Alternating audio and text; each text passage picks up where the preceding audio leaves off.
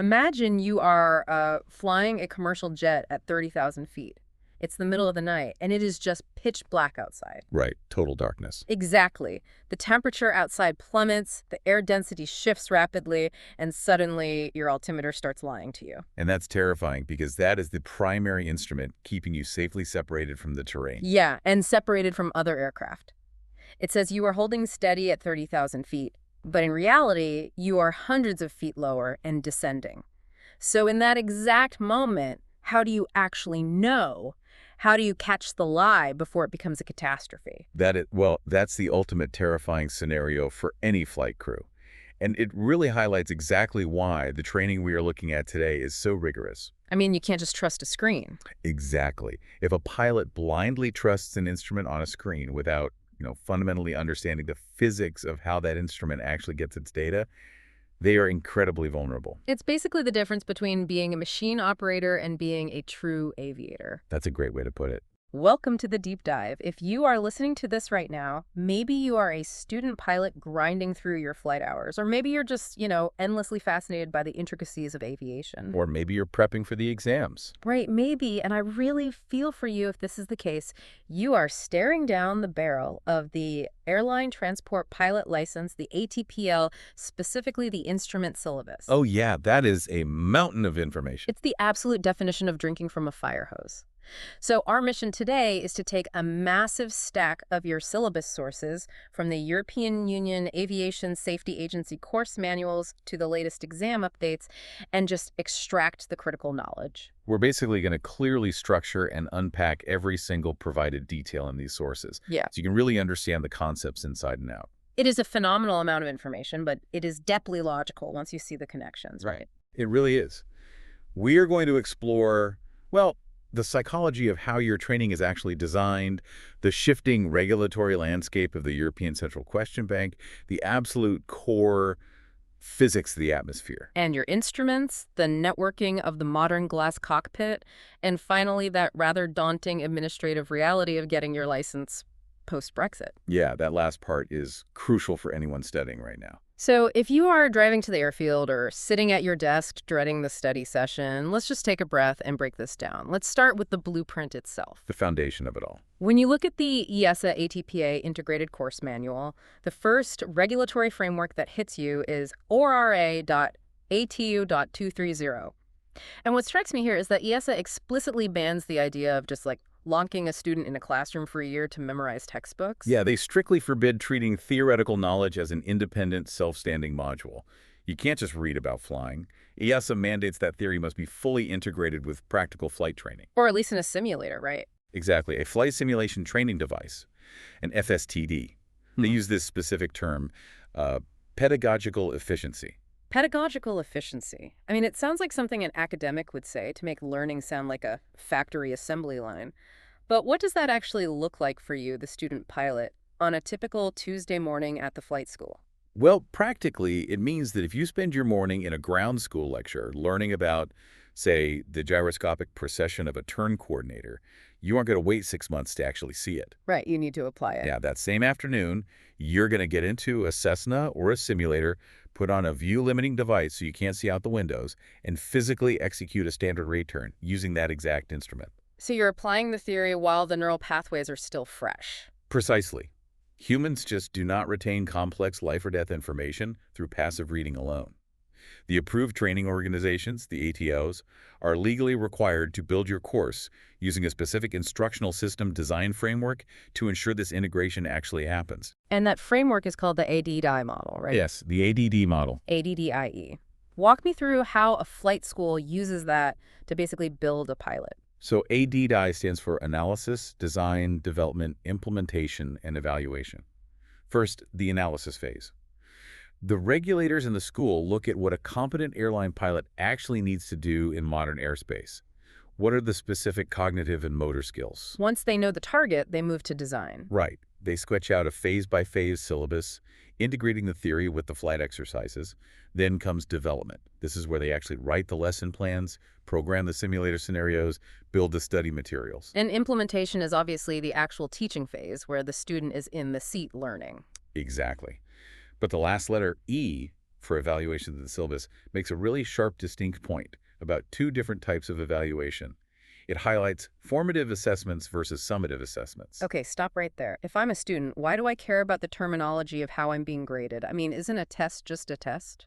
You should care deeply because understanding the difference completely lowers your stress levels and changes how you approach a flight lesson. A formative assessment is essentially low-stakes, ongoing feedback.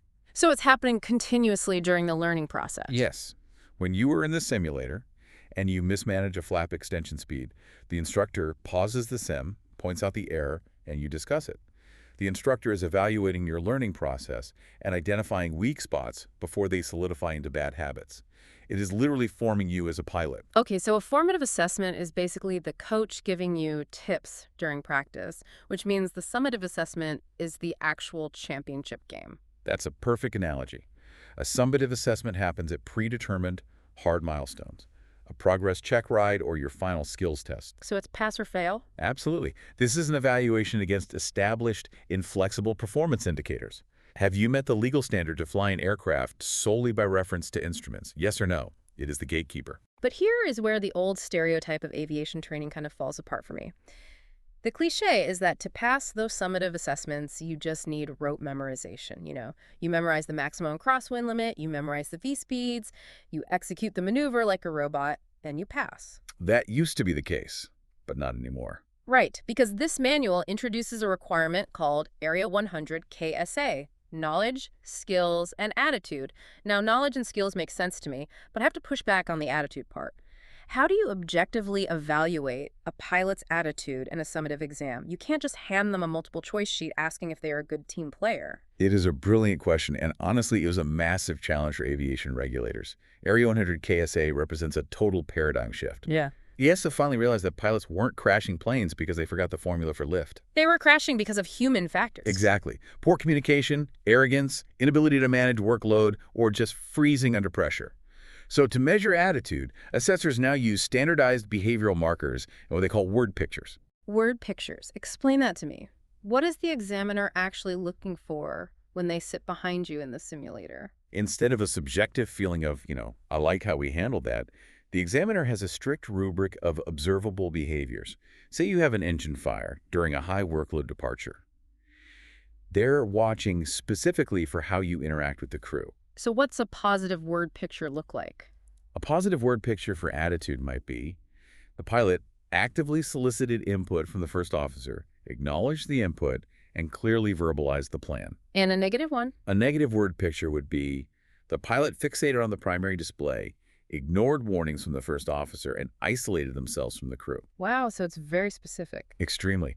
Before you can even sit your final written exams, the flight school must issue a formal statement that you have successfully completed Area 100 KSA. It's mandatory. It really sounds like they're desperately trying to engineer out the concept of the paper pilot. Someone who looks incredible on a written test, but just falls apart when the real metal starts bending. Yes, that is the exact goal. And that ties directly into the core philosophy mentioned throughout the syllabus. TEM. Threat and error management. TEM. This is basically the lens through which every modern pilot is expected to view their job, right? Absolutely. TEM is the DNA of modern flight operations. It acknowledges a very simple truth. Threats are inevitable, and human error is unavoidable. So the goal isn't perfection, the goal is management. Precisely. And the syllabus categorizes threats very specifically. Let's break them down. First, you have expected threats. Right, something you know is coming. Like you read the weather briefing and you know there is a massive line of thunderstorms along your route, or you're flying into an airport notorious for low visibility fog.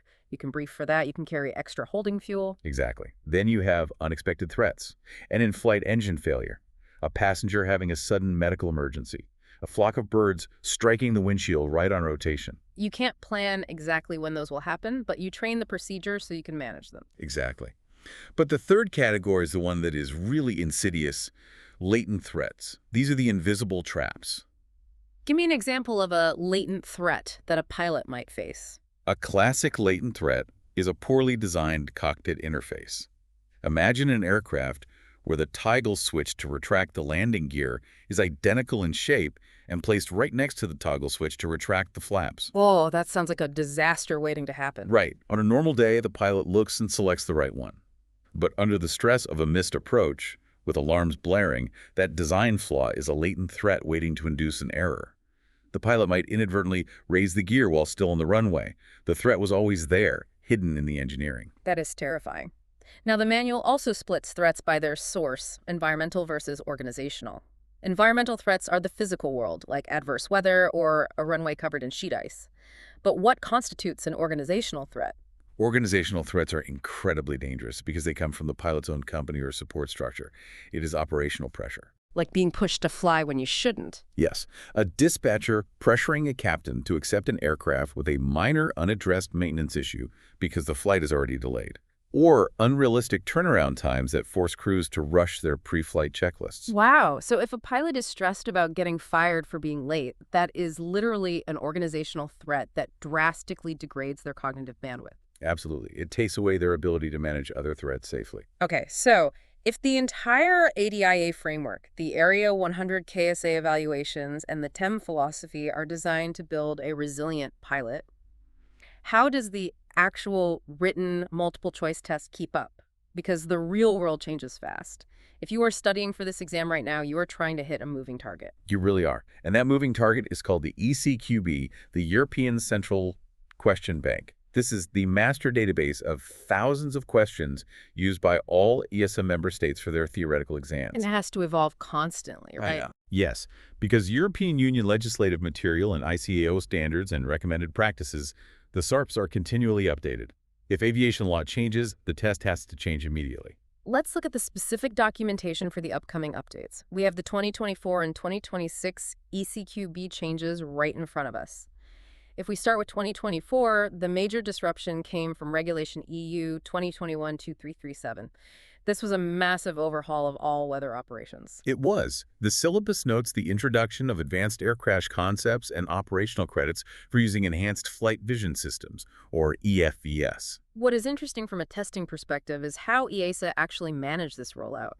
The new all-weather operations rules completely changed how aerodrome operating minima are calculated. But rather than immediately flooding the question bank with hundreds of brutally complex new questions and failing every student, EASA took a much more measured approach. They aggressively pruned the ECQB, right? Yes, they completely removed any old questions that contradicted the 2021 rules.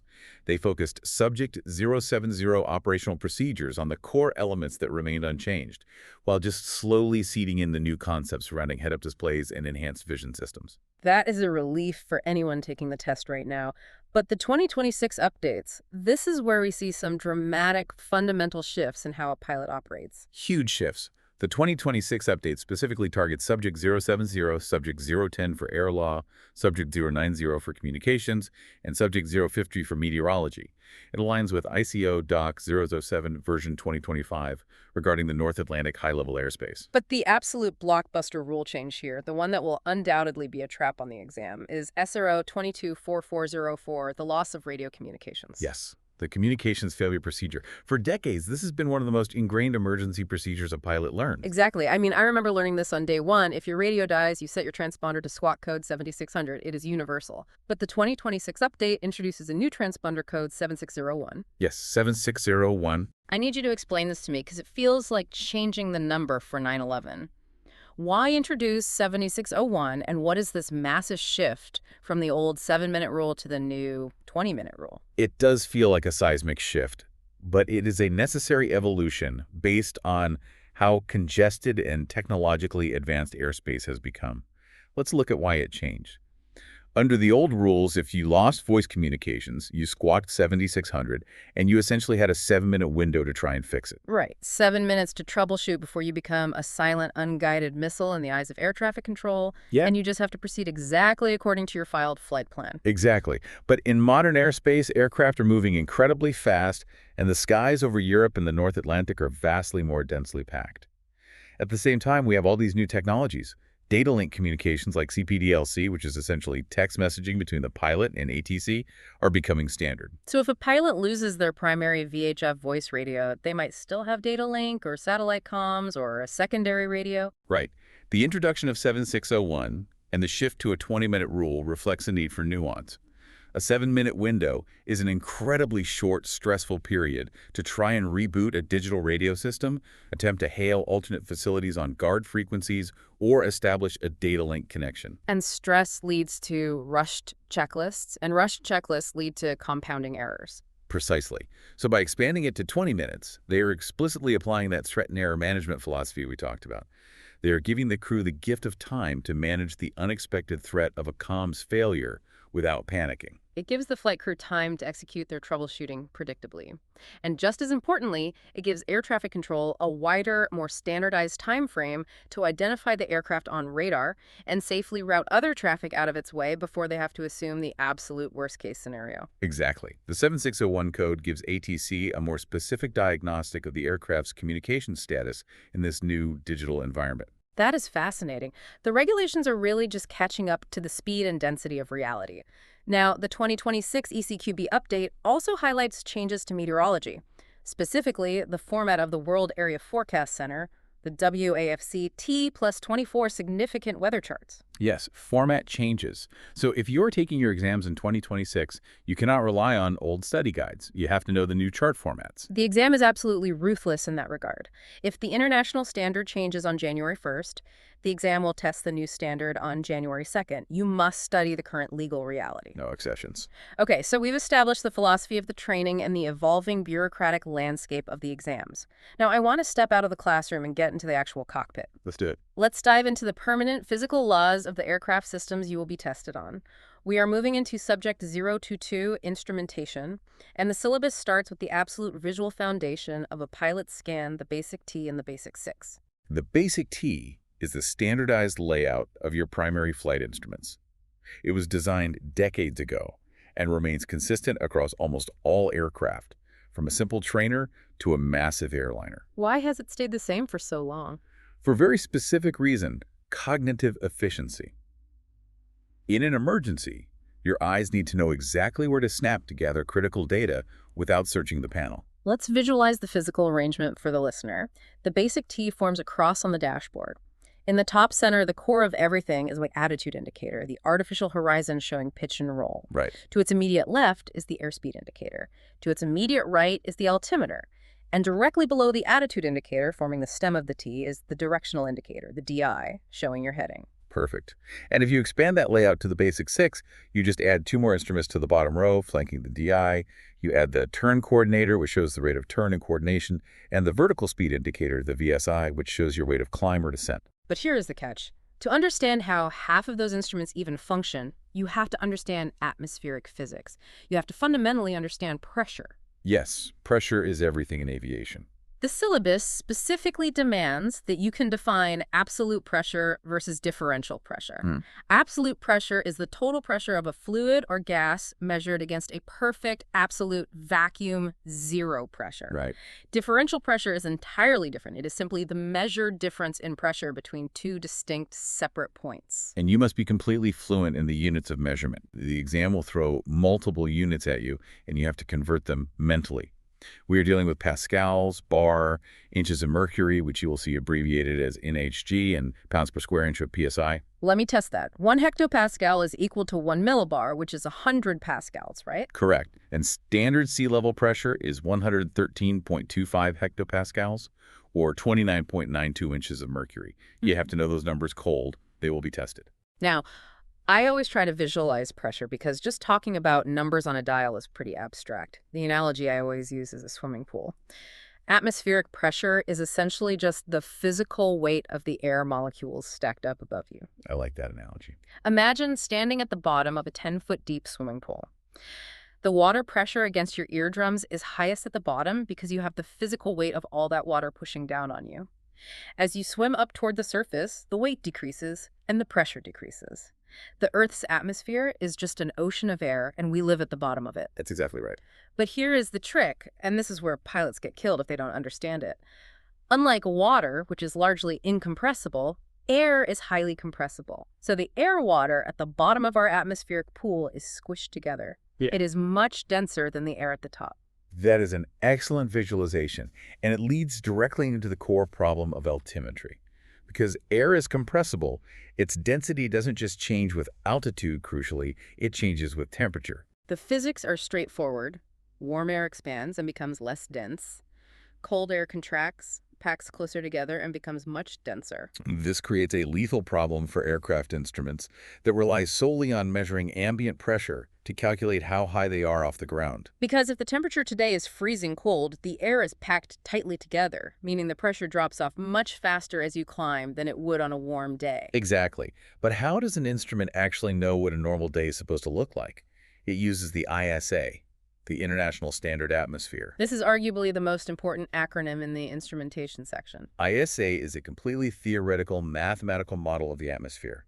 It provides a fixed, universal datum point. It assumes that standard sea level pressure is exactly 10 to the 13.25 hectopascals, and the standard sea level temperature is exactly 15 degrees Celsius. And it assumes a constant lapse rate, right? Yes, a constant predictable temperature lapse rate, meaning it assumes the temperature drops by exactly 1.98 degrees Celsius for every 1,000 feet you climb. Okay, so the altimeter is mechanically calibrated in the factory to expect the real world to match the ISA model. So let's play out a scenario. You are flying over a mountain range in the dead of winter. The air mass is significantly colder than the ISA 15-degree standard. What is that altimeter going to do? It is going to lie to you.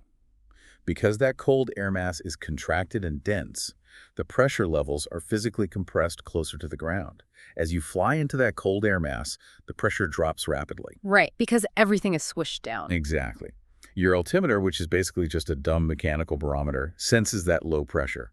It applies the ISA math and thinks you must have climbed to a very high altitude to find pressure that low. Oh, wow, so it overreads. Yes, the altimeter needle winds up. It tells you that you are safely cruising at 10,000 feet.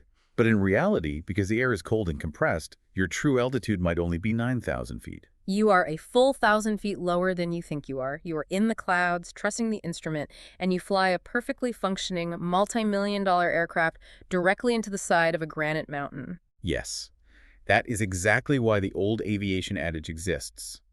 High to low, look out below.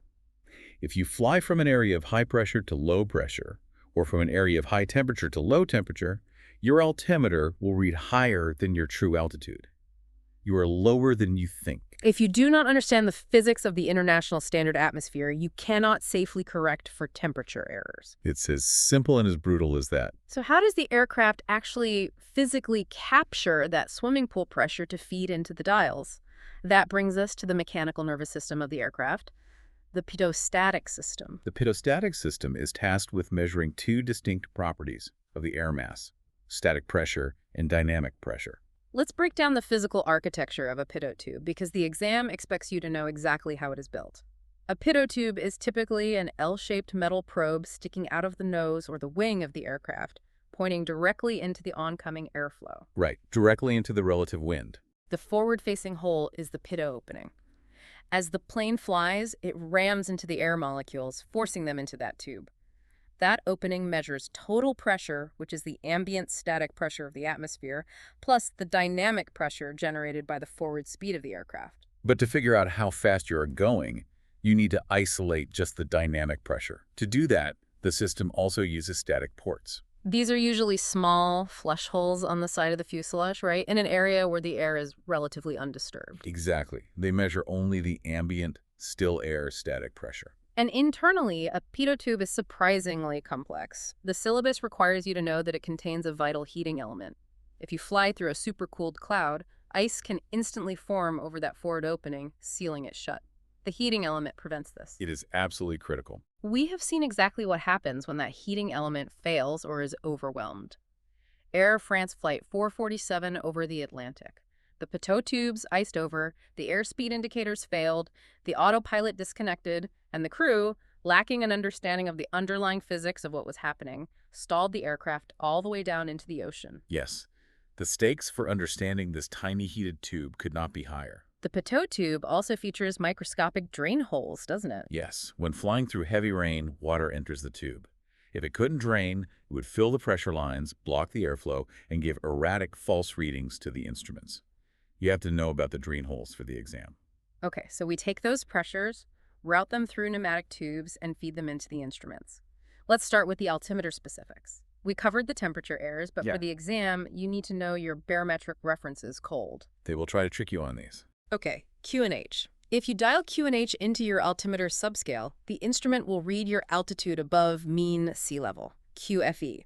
If you dial QFE in, the altimeter will read your height above the specific airfield you are sitting on. If you are on the runway with QFE set, the hands point to 0. And then you have 11,013.25 hectopascals, the standard pressure setting. You use this when you climb above the transition altitude into the flight levels. This ensures every single airliner up in the cruise is using the exact same baseline, regardless of what the local weather systems below them are doing. You also need to be aware of the mechanical errors of the altimeter. Besides temperature error, there are position errors, sometimes called installation errors. Right, this is where the physical shape of the aircraft or the deployment of flaps and landing gear disrupts the smooth airflow over the static port, causing a slight false pressure reading. And there's also time lag. Inside an analog altimeter is an aneroid capsule, a sealed metal bellows. In a very rapid climb or descent, it takes a moment for the pressure inside the casing to equalize and physically expand or contract that metal bellows. The instrument lags slightly behind reality. It's important to anticipate that lag. Let's move to the airspeed indicator, the ASI. This is the instrument that tells you how fast you are flying. But the syllabus introduces a concept that constantly trips up students, the vital, non-negotiable relationships between IAS, CAS, and TS, indicated airspeed, calibrated airspeed, and true airspeed. This is a huge stumbling block for a lot of people. If I am driving my car, the speedometer says 60 miles an hour, and I am moving over the ground at 60 miles an hour. Why isn't indicated airspeed, the number I see on the dial, just the real speed of the plane? I need you to break this down for me. This is one of the most profound concepts a pilot must grasp. To understand it, you have to realize that a pilot tube does not measure speed. It has no idea how fast it is moving over the Earth. It only measures dynamic pressure. Just pressure. Yes. It literally measures the kinetic energy, the physical impact of the air molecules ramming into the forward opening of the tube. Indicated airspeed, IAS, is nothing more than that raw measurement of impact pressure translated onto a dial. Okay, so IAS is just a molecule counting machine. Exactly. Now remember our swimming pool analogy. As you climb higher into the atmosphere, the air becomes significantly less dense. There are physically fewer air molecules per cubic meter of space. I see where this is going. If you are flying at 30,000 feet, the air is very thin. If you want the airspeed dial in the cockpit to read 250 knots indicated airspeed, you need a specific number of air molecules to ram into that pitot tube every second. Because the air is so thin up there, to hit enough molecules to generate that pressure, you have to physically push the airplane through the air mass much, much faster than you would at sea level. You've got it perfectly. Let me make sure I have this perfectly straight. The wings of the airplane operate on the exact same physics as the pitot tube. The wing does not care how fast it is moving over the geography of the Earth. It only cares if enough physical air molecules are flowing over its curved surface to generate the pressure differential we call lift. Correct. The wing is feeling the exact same impact pressure the pitot tube is measuring. So, indicated airspeed, IAS, is actually the single most important metric for keeping the plane in the air. It tells you how much lifting force the wing is feeling. If your IAS gets too low, the wing stops flying and you stall regardless of what your actual true speed is. Exactly. IAS keeps you alive. But TS, true airspeed, is your actual physical velocity through the air mass. If IAS is how much the wing is feeling, TS is how fast the plane is actually traveling. You need TS for navigation to calculate how long it will take to fly from London to New York. As altitude increases, true airspeed must increase to maintain the same indicated airspeed. Yes. And to close the loop on the acronyms, calibrated airspeed, CAS, is simply the indicated airspeed mathematically corrected for those installation and position errors we mentioned earlier, where the airflow around the static port is disturbed. Brilliant. Okay, next up in the census of the aircraft section is temperature measurement. The exam syllabus lists OATE, SAT, TAT, and measured temperature. More acronyms. OAT is outside air temperature, a generic term. SAT is static air temperature, which is the true undisturbed ambient temperature of the atmosphere. But what is TAT? Total air temperature? Why is that different? Think about the physics of a jet airliner plowing through the atmosphere at Mach 0.8. As the aircraft pushes through the air, the friction of the air rubbing against the skin of the plane, and more importantly, the extreme compression of the air ramming into the leading edges and the temperature probes, causes the air to rapidly heat up. That kinetic heating is called ram rise, right? Exactly. So the temperature probe sticking out of the nose of a Boeing 777 does not measure the true freezing cold SAT of the atmosphere. It measures a significantly hotter temperature because the air is burning up as it hits the probe. That hotter impact temperature is the total air temperature, TAT. That is wild. So the plane is physically sitting in negative 40-degree air, but the probe feels negative 15 degrees because it's smashing into the molecules so fast. Exactly. And the syllabus mentions a recovery factor. What is that? Well, no temperature probe is 100% perfectly efficient at capturing all of that kinetic ram rise. Some heat escapes. The recovery factor is simply mathematical coefficient, usually around 0.95 to 1.0, depending on the probe's design. It tells the computer how much of the theoretical ram rise the specific physical probe actually captures. So the aircraft's computers take the hot TAT reading, factor in the aircraft's Mach number and the probe's recovery factor, and calculate backward mathematically to determine the true freezing SAT. Yes. It is incredible how much raw math is happening behind the scenes, just so the pilot knows if they need to turn on the anti-ice heaters. And speaking of ice, the syllabus specifically highlights angle of attack measurement, AOA. The angle of attack is the angle between the chord line of the wing, an imaginary straight line from the leading edge to the trailing edge, and the relative oncoming airflow. The syllabus demands you understand the ice protection requirements for AOA vanes. You will usually see AOA vanes on the sword of the nose of the aircraft. They look like little metal fins that pivot freely in the wind to measure the exact angle the air is hitting the plane. And they are heated, obviously. Right. If you fly into icing conditions and the heating element inside that little metal fin fails, the moisture freezes and the fin becomes locked in place. And why is a frozen fin a critical emergency? Because in modern aircrafts, that angle of attack data feeds into everything. It is the primary input for the air data computer. It triggers the stick shaker for the stall warning systems. And crucially, in fly-by-wire aircraft like an Airbus, it is the fundamental parameter for flight envelope protection. So it can override the pilot. Yes, the flight control computers use the AOA to physically prevent the pilot from pulling the nose up too high and stalling the aircraft. If the AOA vane freezes and sends a false high-angle signal to the computer might think the plane is stalling and violently force the nose down against the pilot's inputs, driving the aircraft toward the ground. Oh, wow. And we have seen accidents caused by exactly this scenario, Sadly, yes. which provides the perfect transition. In modern aviation, we do not just rely on analog bellows and direct pneumatic tubes running to mechanical dials on the dashboard. We take all these raw pressures, temperatures, and angles, and we feed them into a computer to do the math for us. Let's unpack Section 5 Advanced Computation, and let's start with the ADC, the Air Data Computer. The ADC is the brain that solves the math we just discussed. It takes the raw physical inputs, the static pressure from the ports, the dynamic pressure from the pitot tube, the total air temperature from the heated probe, and the angle of attack from the vanes. It processes all of that through incredibly complex algorithms, correcting for position errors and compressibility. Right. It then outputs perfectly refined, calculated data directly to the pilot's glass screens. Indicated airspeed, true airspeed, Mach number, altitude, vertical speed, and the VMOMO pointer. Ah, the VMO pointer, which is the red barber pole on the speed tape that dynamically moves to show your maximum structural operating speed limit at your current altitude. You have to know that for the exam. Now, the syllabus makes a point to distinguish between a standalone ADC, which only does air data, and an ADIU, an air data inertial reference unit. The ADRU is a massive step up because it combines the air data calculations with gyroscopic navigation data. It knows where you are and how you are moving in three-dimensional space. Exactly. So we have to talk about gyroscopes. This is pure Newtonian physics. To pass the ATPL, you need to deeply understand two foundational principles: rigidity in space and precession.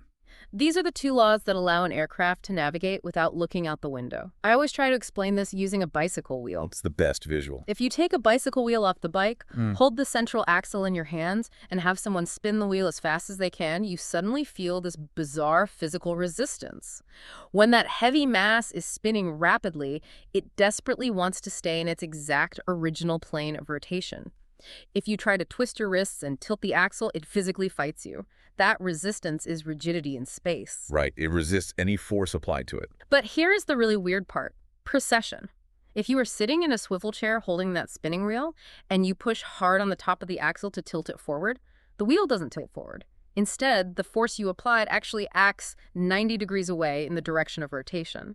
The wheel twists sideways and your swivel chair violently spins to the left. That is a perfect physical demonstration of precession.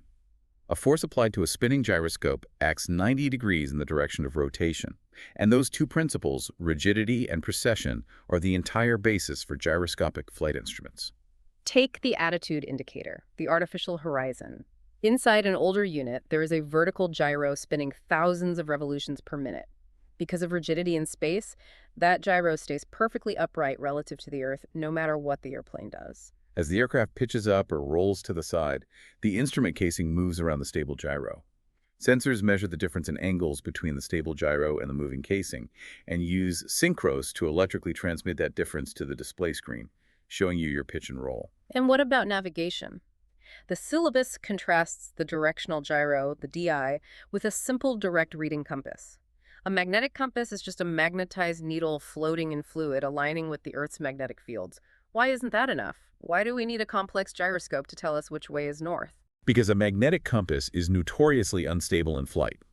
It suffers from turning errors and acceleration errors due to the physical dip of the Earth's magnetic field lines near the poles. Right. If you are flying on an easterly or westerly heading and you rapidly accelerate the aircraft, the inertia acts on the weighted compass card, and the compass will temporarily twist, showing a false turn toward the north. If you decelerate, it shows a false turn to the south. It is incredibly difficult to fly a precise instrument approach relying on a bouncy, error-prone compass. A directional gyro solves this. It uses a gyroscope spinning on a horizontal axis. Because of rigidity in space, once you align it with north, it stays pointing north regardless of whether you accelerate or bank the aircraft. It provides a rock-solid heading reference. But the DI has a fatal flaw, right? Drift. Yes, because of microscopic mechanical friction in the gyro's bearings, and more importantly because the Earth is physically rotating underneath the rigid gyroscope, the DI suffers from apparent drift or precession over time. It slowly wanders away from true north. Therefore, a pilot must periodically cross-reference the DI with the magnetic compass during straight and level, unaccelerated flight, and manually realign it. Exactly. We also have the turn and bank indicator. The exam expects you to be able to calculate the rate of turn, the radius of a turn based on your speed, and understand the specific bank angle required for a standard rate turn. A standard rate turn is exactly 3 degrees per second, meaning it takes exactly 2 minutes to complete a 360-degree circle. You also need to know what constitutes a coordinated turn. This is when the aerodynamic forces of lift and centrifugal force are perfectly balanced, and the slip indicator, the little black ball in the curved glass tube, remains perfectly centered. That's right. Now, I have to inject a bit of reality here. If you step into the cockpit of a modern Airbus A350 or a Boeing 787, you are not going to find heavy, spinning brass wheels inside the dashboard. They don't exist anymore. Modern airliners use solid-state ring laser gyros. They shoot counter-rotating laser beams around a triangular cavity and measure the microscopic interference patterns of the light waves to detect rotation. It is literally quantum physics. But the ATPL syllabus still rigorously tests the mechanical laws of rigidity and precession of a spinning mass. Why? Because the underlying physical reality of what the aircraft is doing in three-dimensional space has not changed. Even if a highly advanced laser interferometer measures the rotation differently than a brass wheel, the concepts of pitch, roll, yaw, rate of turn, and drift remain the fundamental language of aircraft trajectory. The ATPL ensures you understand the why of flight mechanics, not just how to read a digital readout. It builds a deeper mental model. Speaking of reading digital readouts, let's look at how all this data is presented. All these sensors, probes, and gyros generate an overwhelming, potentially paralyzing amount of data. How do aircraft manufacturers present this to the flight crew without causing total cognitive overload? That brings us to Section 6, the modern glass cockpit. And it starts with the philosophy of alerting systems and the flight warning system, the FWS. The FWS is essentially a triage nurse for the aircraft's data. It receives thousands of inputs, categorizes the status of every system, and determines what the pilot actually needs to see. There is a strict, legally mandated hierarchy of color coding based on urgency. Yes, the most critical color is red. If the FWS generates a red alert, it means warning. It requires immediate recognition and immediate corrective action by the flight crew. It means an engine is on fire, cabin pressure has failed, or you are on a collision course with the ground. Amber or yellow means a caution. It requires crew awareness and eventual action, but it is not immediately life-threatening, like a hydraulic pump running hot. And the specific way this information is displayed and managed depends heavily on which manufacturer built the plane. The syllabus requires you to be able to contrast the two major philosophies, ECAM versus ICAS. Let's start with Airbus. They use ECAM, the Electronic Centralized Aircraft Monitor. Visually, ECAM usually consists of two screens in the center of the dashboard, an upper and a lower screen. It monitors the engines, hydraulics, electrics, and wheels, splitting the data into primary parameters on top and secondary synoptic diagrams on the bottom. But the defining characteristic of ECAM is the light-only failure concept. Right, the light-only concept is crucial. It means the system evaluates a failure and automatically categorizes the consequences. If a secondary system fails, but the backup automatically takes over seamlessly, the ECAM might just illuminate a light or a memo, rather than throwing a massive master caution alarm that distracts the crew during a critical phase of flight like takeoff. It guides the crew through the failure step by step on the screen. Now contrast that with Boeing. They use ITAS, the engine indicating and crew alerting system. With ITAs, the philosophy is slightly different. The crew must manually select the status pages to dig into the synoptics. And for the engine parameters, EKAs prominently displays critical metrics like N1, the rotational speed of the massive front fan showing the present value, the commanded value where the thrust lever is set, and the red line limit value, all on one dial. Surrounding these central monitors are the Electronic Flight Instrument Systems, the EFIS. This is the digital replacement for the mechanical basic T. You have the primary flight display, the PFD, sitting directly in front of the pilot, integrating attitude, airspeed, altitude, and heading into one cohesive digital picture. Next to it is the navigation display, the ND, showing a top-down map of your route, weather radar, and other air traffic. And orchestrating this entire digital symphony is the FMS, the flight management system. The pilots interact with the FMS via the MCDU, the multifunction control display unit, that keypad and screen, sitting down on the center pedestal between the pilots. It truly sounds like you are transitioning from reading a mechanical grandfather clock to operating a highly networked flying server room. And the networking aspect is a massive portion of the exams. Let's talk communications. The syllabus expects you to know the physical limitations of transmission modes. You need to know VHF, very high frequency, is strictly line of sight. If a mountain is in the way, or if you fly over the curvature of the Earth, you lose VHF. HF, high frequency, bounces off the ionosphere, allowing for long-range, over-the-horizon communication across the oceans. And S8COM uses satellites. Now here is a specific trivia point the ECQB loves to test for. Communications over the North Pole rely almost exclusively on HF frequencies. Why? Because the geostationary communication satellites orbit over the equator, and their coverage angle drops off completely at extreme polar latitudes. You cannot get a satellite signal at the North Pole, so you have to bounce radio waves off the atmosphere using HF. The syllabus also heavily features FANS Future Air Navigation Systems. This is the monumental shift away from scratchy analog voice communication to high-speed digital data links. You must deeply understand CPDLC controller pilot data link communications. As we mentioned earlier, this is essentially a highly structured, secure text messaging system between the FMS and air traffic control. Instead of ATC verbally giving you a complex route clearance that you have to write down and read back, they send a digital text directly to your MCDU screen, and you simply press ACCFET to load it into your autopilot. That is incredible for reducing miscommunications. FANS also includes ADS automatic dependent surveillance. This is where the aircraft's computer automatically transmits its GPS position, altitude, and intended flight path directly to ATC without any pilot input. And the exam wants you to know that ADS can function in 3 modes periodic, which sends an update every few minutes, on demand, where ATC pings the aircraft for a location, or triggered by an event, like an altitude deviation. And FNSA specifically uses the ACARS network to transmit this data. You will also be tested on the concept of OOI messages. Out, off, on in. Out of the gate, off the ground, on the ground, into the gate. As the aircraft releases its parking brake, weight comes off the wheels, weight returns to the wheels, and the parking brake is set at the destination. The FMS automatically generates a digital text message via ACARS and sends it to the airline's dispatch and maintenance centers. It tracks flight times precisely for crew pay and maintenance schedules without the pilots having to lift a finger. Okay, I have to stop here and ask a practical question about human factors. You have text messages coming in from ATC via CPDLC. You have ACARS messages from company dispatch asking about arrival gates. You have ECAM screens monitoring thousands of engine parameters.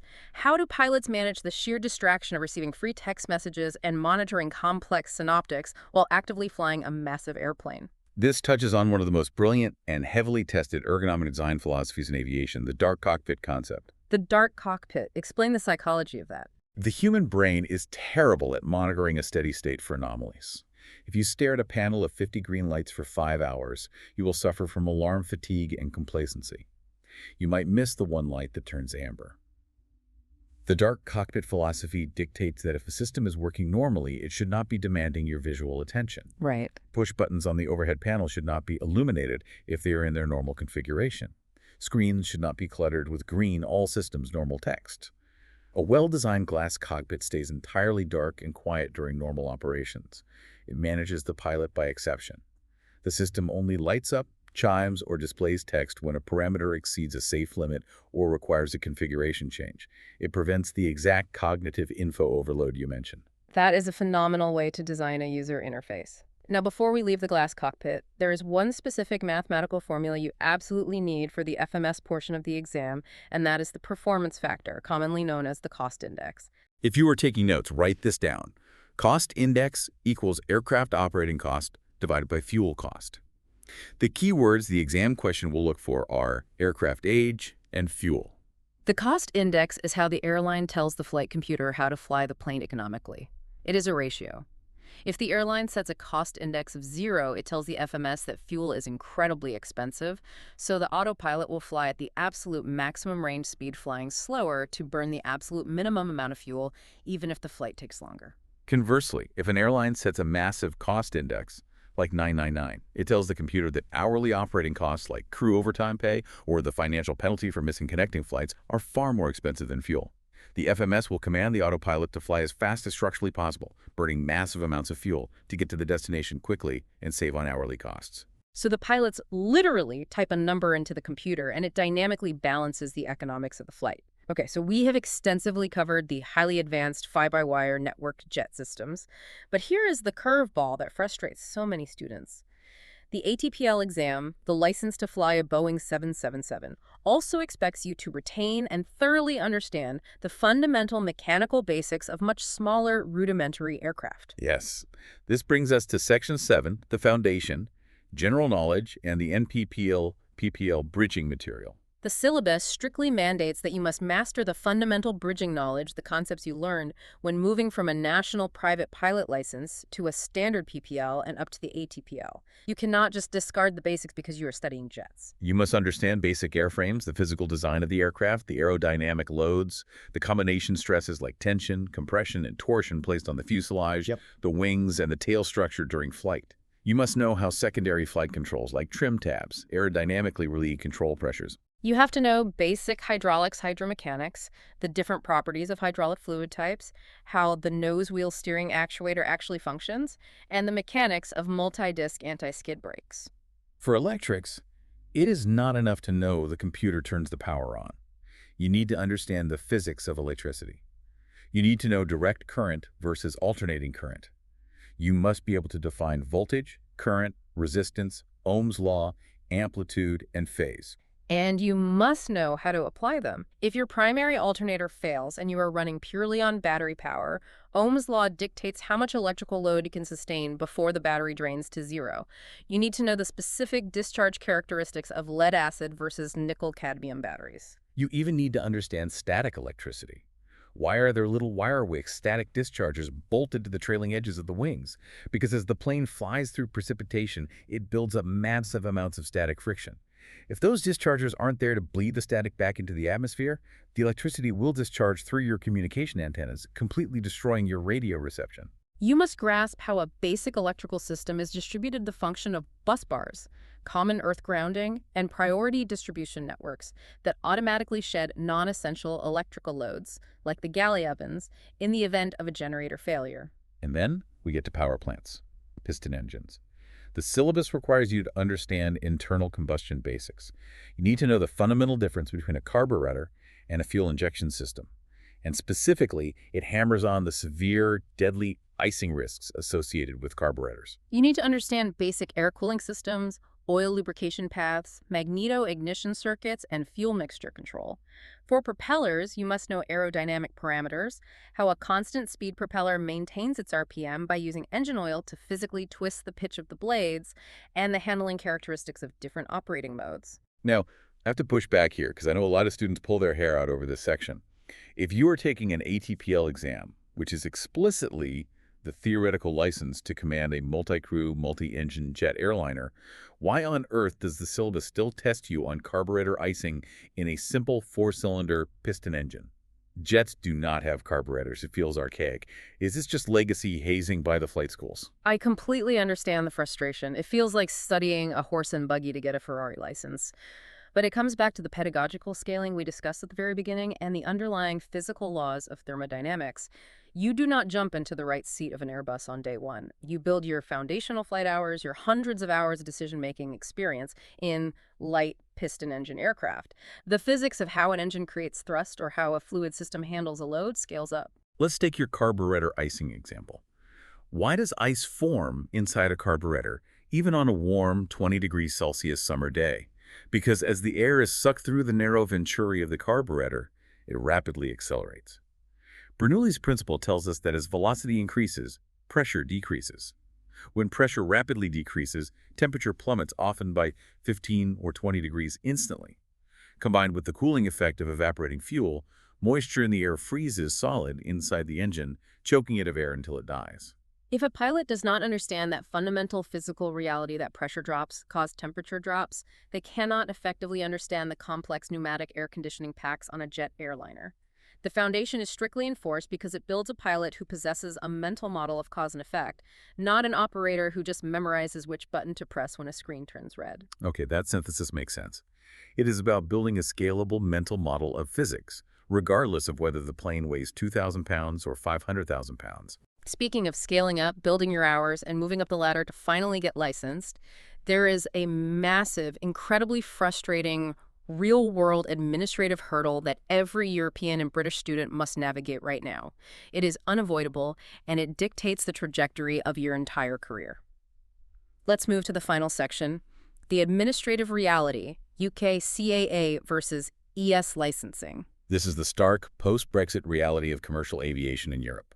Before Brexit, a United Kingdom Civil Aviation Authority license was an EASA license. They were fully integrated, legally interchangeable documents across the entire continent.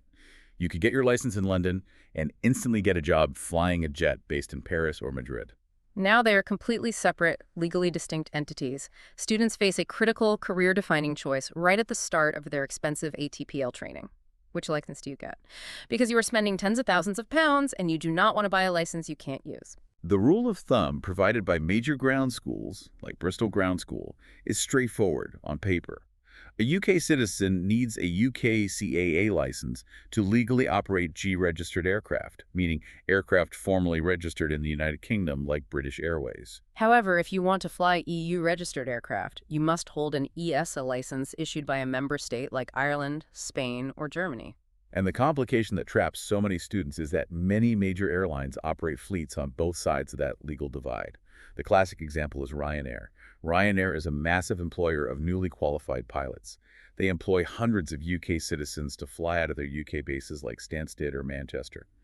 But the vast majority of Ryanair's aircraft are EU registered in Ireland. Therefore, if you are a British student living in London and you want to work for Ryanair flying out of London, you must hold a European EASA license. Your UK CAA license is legally useless to them. Similarly, many lucrative corporate business jets physically based in the UK are actually registered in European states for tax or operational reasons. So if I am a student in the UK, and I decide to just get a UK CAA license because it's slightly cheaper or because it is easier to find a local examiner down the road, I'm basically locking myself out of a massive multi-billion-dollar chunk of the European job market. Yes, you are severely artificially limiting your career flexibility. The cost-benefit analysis overwhelmingly points to one solution: obtaining both licenses. If you have the legal right to live and work in both the UK and the EU, perhaps you have dual citizenship. Or if you are targeting major airlines like Ryanair or Wizz Air that require EASA licenses even for their UK bases, you need dual approvals. Yeah, but how do you actually achieve that? How do you get both licenses without spending double the money, doing double the flying hours, and taking double the time? The solution is leveraging the modular training route. Under a modular training framework, you can do your initial private pilot license and your hours building, the 150 flight hours required to start the commercial course, and the 200 total hours required to apply for the license under any recognized ICAO state authority. The physical hours you fly in a Cessna are universally recognized by both the UK and EASA. You do not have to fly 200 hours for the UK and a separate 200 hours for Europe. Okay, so the raw flying hours are universal. But what about the massive wall of theory exams and the final skills tests in the aircraft? For the ATPL theory, the 14 written exams, you must choose a ground school that holds dual approvals from both the UK CAA and an EASA state. Bristol Ground School is a prime example. The actual physics and aerodynamic course material are largely identical. And airfoil generates lift the same way in British airspace as it does in French airspace. So you study the material once, but you must pay the exam fees twice, and you must physically sit in a testing center and take all 14 exams twice. Usually, students take the UK exams one week and then immediately duplicate the effort with an EASA examiner the following week. Sitting 28 ATPL exams sounds like a psychological torture experiment. But the practical flight training, the actual flying tests, that is the real bottleneck, right? It is the ultimate logistical bottleneck. For your commercial pilot license and instrument reading skills tests, you must find a flight training school that has dual approvals to conduct the training and the physical flight tests for both authorities simultaneously. Schools like Stapleford in the UK or FTE Jerez in Spain specialize in this. If your flight examiner holds the legal authorization from both the UK CAA and the ES member state, a single grueling flight test can sometimes be legally counted for both licenses. Otherwise, you have to rent the expensive twin-engine aircraft and fly the check ride twice. And there's a specific strict regulation buried in the documents that you need to be acutely aware of regarding the instrument rating ORA.ATO.150. It mandates that the IR skills test must be physically conducted within the airspace of one of the member states for an ESA license, or within UK airspace for a UK CAA license. You can't do a UK instrument rating test in the skies over Spain. Furthermore, the UK CAA will strictly not accept commercial pilot license skills tests that are combined with an instrument rating skills test into one flight. They require them to be separate events, whereas some EASA authorities do allow them to be combined to save money. It requires meticulous logistical planning. You cannot just show up at a local flight school and assume they can handle it. You have to ensure your chosen ATO has the administrative arrangements in place to conduct both skills tests legally under the differing, sometimes conflicting regulations. It is a massive administrative headache, it requires more paperwork, and it costs more money up front. But securing both the UK CAA and EASA licenses is the ultimate insurance policy for your long-term employability in a volatile aviation market. Okay, we've covered an unbelievable, monumental amount of ground today. Let's summarize the massive scope of what we have unpacked for the listener. We started with the deep psychology and philosophy of your training course, exploring how the ADA model and the Area 100 KSA word pictures force the integration of theoretical knowledge with practical, real-world threat and error management. We navigated the constantly shifting target of the ECQB exams, highlighting the critical new SARA 7601 transponder code and the pragmatic shift to the 20-minute communications loss rule to give crews time to troubleshoot. We dove deep into the physical laws of the atmosphere, decoding the pitot-static system, uncovering the vital, life-saving difference between indicated airspeed and true airspeed, and understanding the gyroscopic principles of rigidity and precession that keep your instruments upright. We explore the ergonomic network of the modern glass cockpit, from the dark cockpit philosophy of ECAM and ICAS, alerting systems to FNS data link communications, CPDLC text messaging, and the economic cost index formula. We defended the necessity of the bridging knowledge, understanding why the physics of a frozen piston carburetor makes you a fundamentally safer, more capable jet pilot. And finally, we mapped out the complex post-Brexit administrative strategy of securing dual UK and EASA approvals to protect your career and your investment. If you are studying for the ATPL instrument syllabus, you are now armed with a comprehensive, deeply structural overview of the concepts you will face. It is a phenomenal amount of information, but as you said in the very beginning of this deep dive, every single technical fact, every physical law, and every operational procedure is a piece of the puzzle that keeps the aircraft safe. The knowledge is not just a hurdle to jump, it is the armor you wear in the cockpit. But I want to leave you with one final thought to ponder. Something that wasn't strictly written in the syllabus text we reviewed today, but builds directly on everything we've discussed regarding automation and human factors. We talked at length about the dark cockpit philosophy and how alerting systems like ECAM prioritize warnings to prevent cognitive info overload during an emergency. We want the computer to filter out the noise. But as aircraft become exponentially more advanced, more reliant on data links, and as we see the inevitable introduction of artificial intelligence into these monitoring systems, the dynamic changes. Consider this scenario. What happens when the aircraft's alerting systems themselves start using predictive AI to actively and proactively prioritize emergencies? If a highly advanced AI evaluates a cascading failure, calculates that the human crew's workload is already at maximum capacity dealing with the primary engine fire, and independently decides to hide a secondary hydraulic failure from the screens to keep the crew focused, what happens? How will future ATPL exams and flight schools test a pilot's ability to second-guess a computer that is infinitely faster at maths than they are? If the computer is designed to silently manage the latent threats for you, how do you, as a pilot, maintain that critical Area 100 KSA attitude to question what the screen isn't telling you? That is slightly terrifying, but it is a brilliant, provocative question. It brings us right back to the tension we started with, wanting the clean, comforting, binary diagnostic of an instrument, but having to constantly navigate the murky, layered, complex reality of physics and automation.